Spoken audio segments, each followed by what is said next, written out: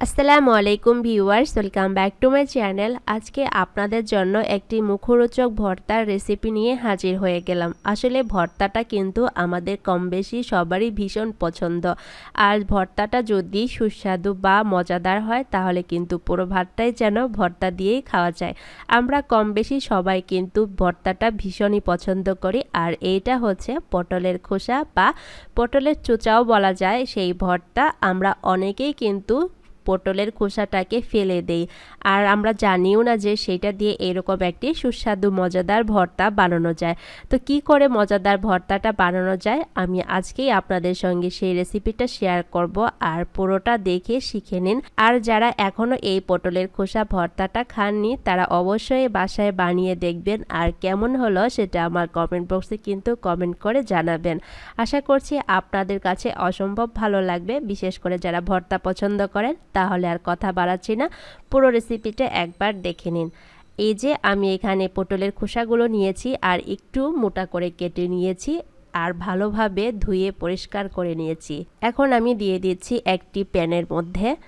প্রথমে পটলের খোসাটাকে সেদ্ধ করে নিতে হবে। খোসাটা সেদ্ধ হওয়ার জন্য আমি এখানে সামান্য পরিমাণে পানি দিয়ে দিচ্ছি। যতটুক প্রয়োজন সে অনুযায়ী পানি দিতে হবে, আর এটা সেদ্ধ হতে খুব একটা বেশি সময় লাগে না, সেজন্য অল্প পরিমাণ পানি দিয়েই সেদ্ধ হয়ে যাবে। এখন আমি ঢাকনা দিয়ে ঢেকে দিচ্ছি যতক্ষণ না পর্যন্ত ভালোভাবে সেদ্ধ হয়ে আসছে। আমি 3 মিনিট পর ঢাকনাটা উঠিয়ে নিচ্ছি, আর এই যে যতটুক পরিমাণে পানি দিয়েছিলাম সম্পূর্ণ পানি কিন্তু শুকিয়ে গেছে। আর পানি যেন না থাকে, পুরোটা পানি যাতে শুকিয়ে যায় সেজন্য একটু এইভাবে নেড়েচেড়ে ভেজে নিতে হবে।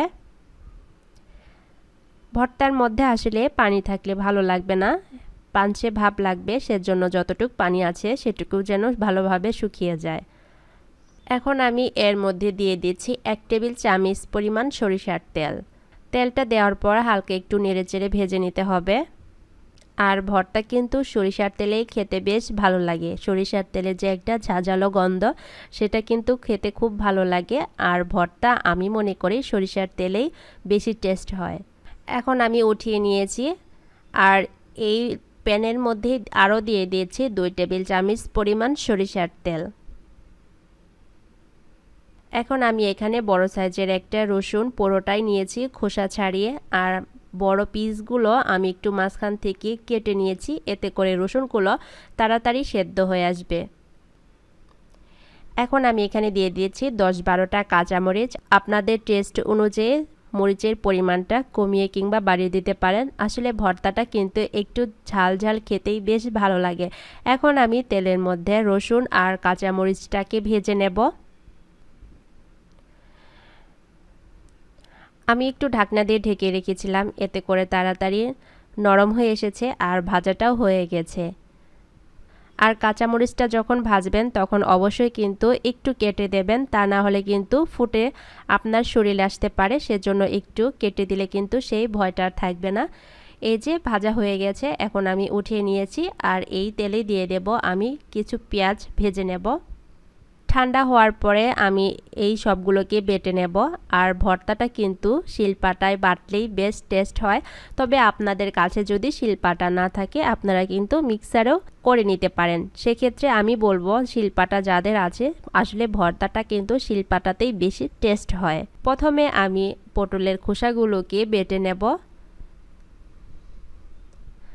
আর এগুলো যেহেতু সব কিছু আগে থেকে রেডি করা আছে বা ভাজা আছে সেজন্য কিন্তু এখন বাটতে খুব একটা বেশি টাইম লাগবে না, আর সুন্দরভাবে বাটা হয়ে যাবে।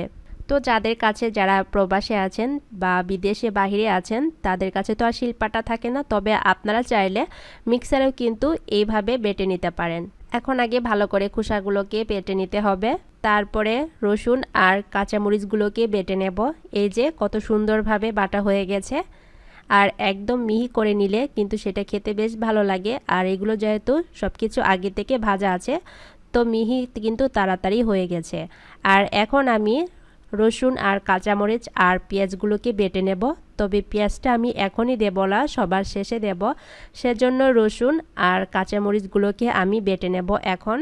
আর সবার শেষে পেঁয়াজ একটু হালকা করে বেটে নিলেই হয়ে যাবে। আসলে পেঁয়াজটা কিন্তু একবারে ভর্তা করে নিলে ভালো লাগে না, একটু আস্তে আস্তে থাকলেই কিন্তু সেই ভর্তাটা খেতে খুব বেশি মজার হয়।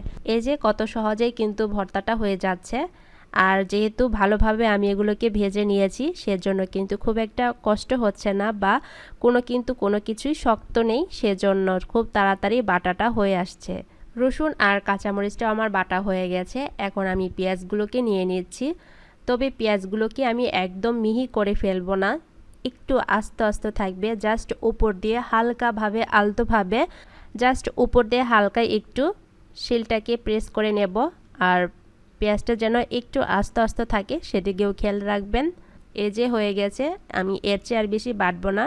এখন এই সবগুলোকে ভালো করে একটু মিশিয়ে নিতে হবে। হাত দিয়ে এই কাজটা করতে ভালো হয়। আপনারা যদি হাতে ঝাল লাগে সেক্ষেত্রে আপনারা চামিচ দিয়েও কিন্তু করতে পারেন। আর আমি কিন্তু এর আগে কোনো পরিমাণে লবণ দেইনি, সেজন্য আমি এখানে স্বাদ মতো লবণ দিয়ে দিচ্ছি। আর আমি যেহেতু সব কিছু কিন্তু তেলের মধ্যেই ভেজে নিয়েছি সেজন্য আমি এখানে সামান্য পরিমাণে 1 টেবিল চামচ পরিমাণ তেল দিয়ে দিচ্ছি। আসলে ভর্তা কিন্তু সরিষার তেলেই খেতে বেশ ভালো লাগে, আর সরিষার তেলে যে একটা ঝাঁঝালো গন্ধ সেটা কিন্তু বেশ ভালো লাগে আমার কাছে। তো আমি মনে করব যারা ভর্তা প্রেমিক আছেন তারা তো এই ভর্তাটা অবশ্যই একবার হলেও ট্রাই করবেন। আর এটা খেতে কতটা টেস্ট সেটা আমি বলবো না, বলবেন আপনারাই কমেন্ট বক্সে কমেন্ট করে জানাবেন। আশা করছি আপনাদের কাছেও অসম্ভব ভালো লাগবে। তো কত সহজেই কত মজাদার একটি মুখরোচক ভর্তা বানানো হয়ে যায়। আসলে আমরা জানলে কিন্তু অনেক কিছু দিয়েই অনেকভাবে ভর্তা বানিয়ে বা রান্না করে খেতে পারি। অনেকেই আছে যারা কিনা পটলের খোসাটাকে ফেলে দেন, তারা কিন্তু অনেকেই জানেন না যে এইভাবে একটি ভর্তা বানানো যায়। তো আমার এই ভিডিওটা দেখে আপনারা সহজে একটি মুখরোচক ভর্তার রেসিপি পেয়ে গেলেন। আশা করছি আপনাদের কাছে অসম্ভব ভালো লেগেছে। আসলে আপনাদের ভালো লাগলেই আমাদের এই রেসিপিগুলো আপলোড করে সার্থক হয়। আপনাদের ভালো লাগার জন্যই এত কিছু করা। তো ঠিক আছে, সবাই ভালো থাকবেন। আর বিদায় নেওয়ার আগে একটাই রিকোয়েস্ট করছি, যারা আমার চ্যানেলটিকে এখনও সাবস্ক্রাইব করেননি প্লিজ আমার চ্যানেলটিকে সাবস্ক্রাইব করে আমার চ্যানেলের পাশেই থাকবেন। আরও এইরকম মজাদার মুখরোচক রেসিপিগুলো পাওয়ার জন্য পাশে থাকা ছোট্ট নোটিফিকেশন বেল আইকন বাজিয়ে দিবেন। তো ঠিক আছে, সবাই ভালো থাকবেন, সুস্থ থাকবেন, আমার জন্য দোয়া করবেন।